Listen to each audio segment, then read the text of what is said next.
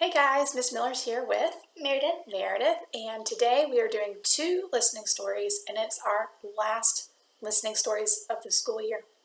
So tomorrow we will have Fun Friday, and then we have some things planned for next week, but it won't be any videos. But this is the last 2 listening stories. We've done a good job, guys. You guys have done really well. Hang in there. It's almost summer. Yay! All right, so let's get going. Today's topic is Max's mission. Sorry.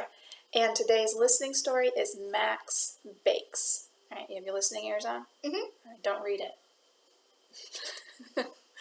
All right. Max woke up, stretched and grinned when he remembered that tomorrow was the big day. He had invited his friends to help him celebrate the last week of school. He had lots of things to do today to get ready for the picnic. He could hardly wait to get started. Now here's my question. What is Max excited about doing today?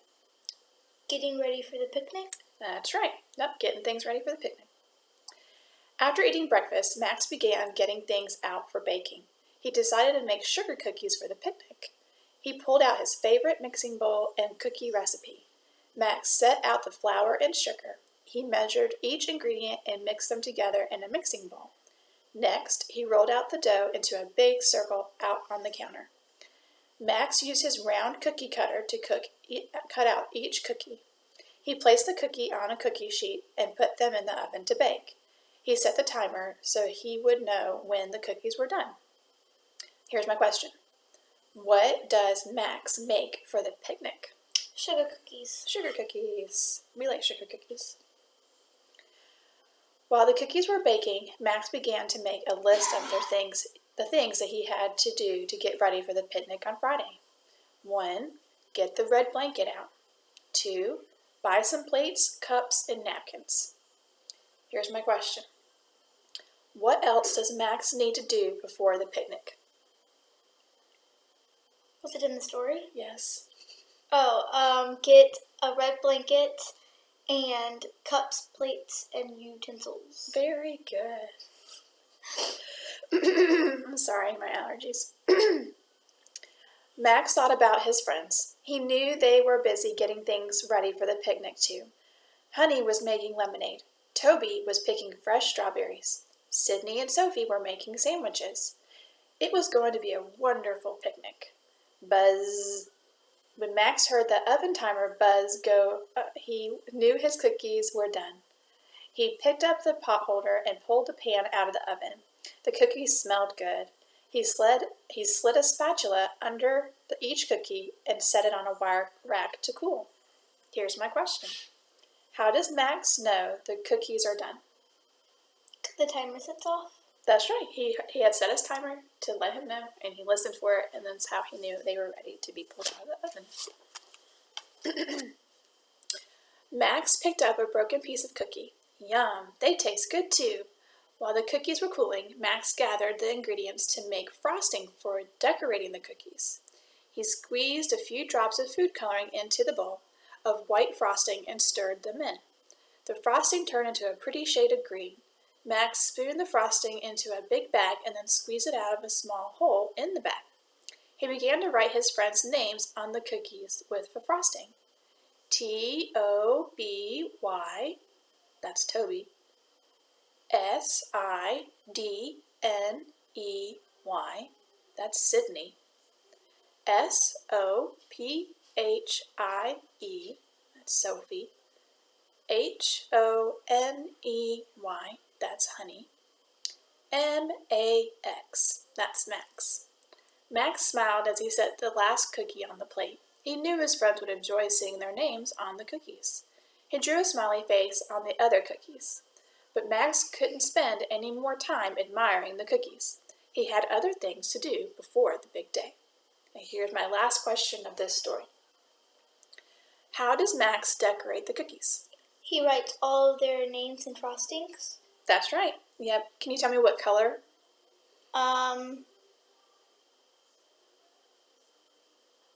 What color did he change the white frosting to with the food coloring? Green. That's right, green. Good job.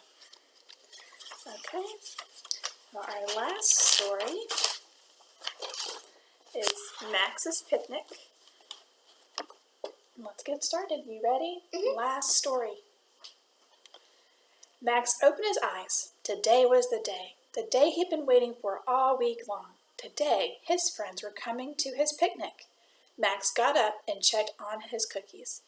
He was quite proud of the way that they looked, with the names carefully spelled out in green frosting. Max spread a big red blanket on the ground under the teaching tree, and this would be a perfect spot for their end of the school year celebration. Here's my question. What does Max put under the teaching tree?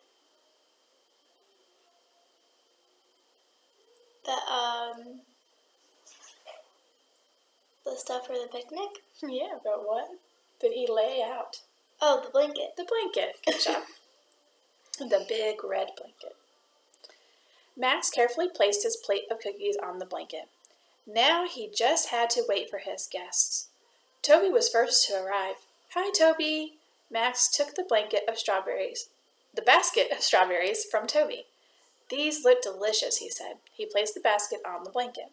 Are these berries from your garden? Thanks, Max. Yes, I picked them just for the picnic, replied Toby. I've been looking forward to your picnic. Here's my question. What does Toby take to the picnic? His strawberries. Very good, his strawberries. Sophie and Sydney scampered down the tree, each carrying a plate of sandwiches. We're here, said Sophie. I'm so excited about the picnic. Welcome, friends, said Max. Here's my plate of peanut butter sandwiches, said Sophie. Sydney has a plate of cheese sandwiches. Here's my question. What do Sophie and Sydney bring to the picnic? A plate full of sandwiches. What kinds? Peanut butter and I forgot the other one. Cheese sandwiches. They look wonderful. Max placed the plate on the blanket. A commotion overhead made everyone look up. Honey was flapping her wings rapidly, trying to balance a pitcher of lemonade on her beak. Here, Honey, said Max, taking the pitcher. Let me help you with that. Whew, sighed Honey. Thanks, Max. I didn't realize how heavy the pitcher would be when it was filled with lemonade. Here's my question. What does Honey bring to the picnic? Lemonade. That's right, a pitcher of lemonade. I don't think I've ever seen a hummingbird balance a pitcher of lemonade on her beak. Neither. A soft brown rabbit hopped up to the teaching tree. Hopscotch, exclaimed Max. It's good to see you. We were here getting ready to have a picnic. Won't you come and join us? Why, thank you, Max, said Hopscotch. I'd love to join you.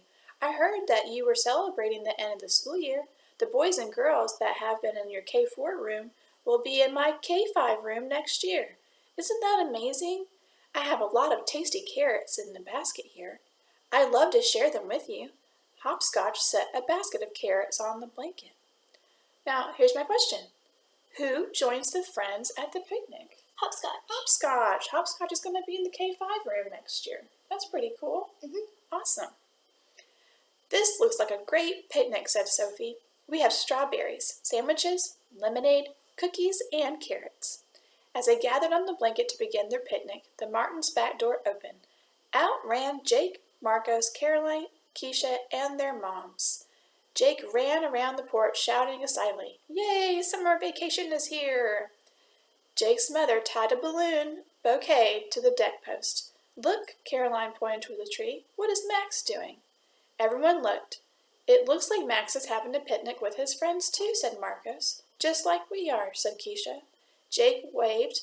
Hi, Max and friends. Happy vacation to you. And that's it. We're all done. That's it. That's the last story. So, thank you for watching. Thank you for listening and being good listeners. I'm so proud of you. And I want you to have a great summer. We have more things to do in school, but this will be the last listening story. And then we have some fun things to do for next week. And then we are officially on to summer break. All right. Thanks. Bye. Bye.